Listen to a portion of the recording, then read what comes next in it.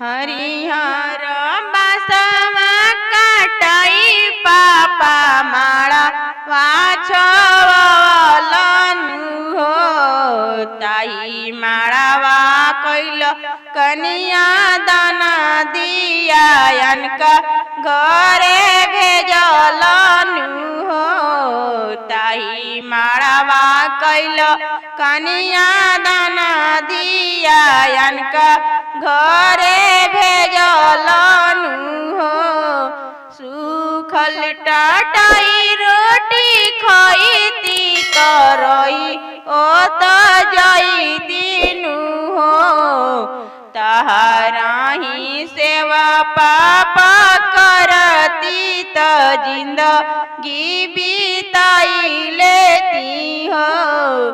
सुखल टाटाई रोटी खइती तरही ओ त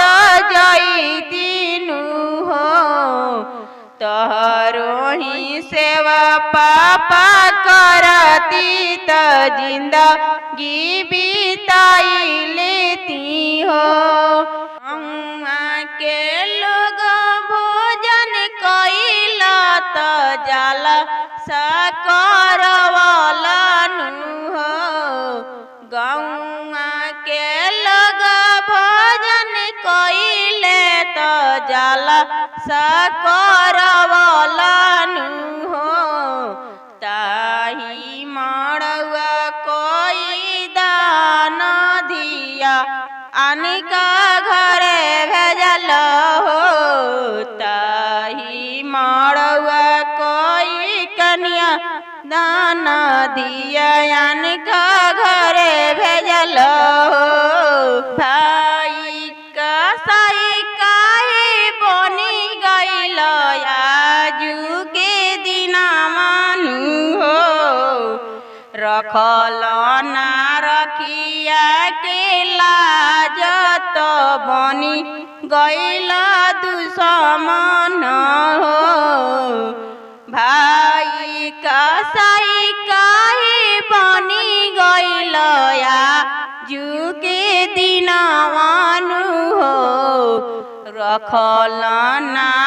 रखिया के लाजत बनी गइल दुश्मन हो बेटी पराया कहत रहल त सुदी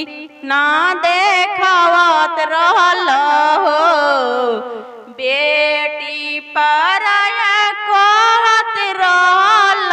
त सुदी ना देखावत रहल हो हरिहर बासवा काटई पापा माळा वाछवलनु हो ताई माळावा कैल कनिया दाना दिया अनका घरे भेजलनु हो ताई माळावा कैल कनिया दाना दिया अनका घरे भेजलनु हो।